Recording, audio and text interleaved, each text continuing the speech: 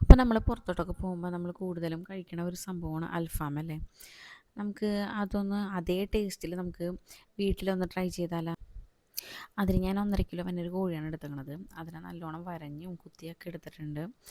അതിന് ഇത്ര ഐറ്റംസ് ഇതേ പച്ചമല്ലി, സവാള, തക്കാളി, ചെറുനാരങ്ങ, ഇഞ്ചി, വെളുത്തുള്ളി ഈ വക ഐറ്റംസ് എല്ലാം കൂടി ഇടുക. പിന്നെ അതാ പെരിഞ്ജീരകം ഇടുന്നുണ്ട്, മുളക് പൊടി, പിന്നെ അതാ കുറച്ച് കുരുമുളക്, പിന്നെ അതാ മഞ്ഞൾപ്പൊടി, പിന്നെ ഗരം മസാലയാണ് ഇട്ടേക്കണത്. പിന്നെ ആവശ്യത്തിന് ഉപ്പ് ഇട്ടിട്ട് നല്ലോണം അടിച്ചെടുത്തിട്ടുണ്ട്. അത് കഴിഞ്ഞപ്പോഴാണ് ഓർത്തത് ഉള്ളിയും പച്ചമുളകൊന്നും ഇട്ടിട്ടില്ല.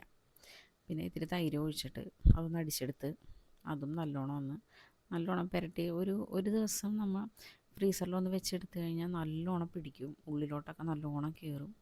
ഇതാ ഞാൻ പിറ്റേ ദിവസമാണ് എടുത്തത്. അത് നമുക്കിനി OTGയിൽ വെച്ച് കൊടുക്കാം.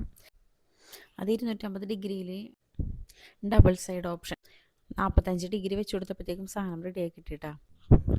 നമ്മൾ കറക്റ്റ് കടയിൽ നിന്നൊക്കെ കഴിക്കണം അതേ ടേസ്റ്റ് തന്നെ ഇരുന്നിട്ടാണ്. നിങ്ങൾ എന്തായാലും എല്ലാവരും ഒന്ന് ട്രൈ ചെയ്ത് നോക്കും.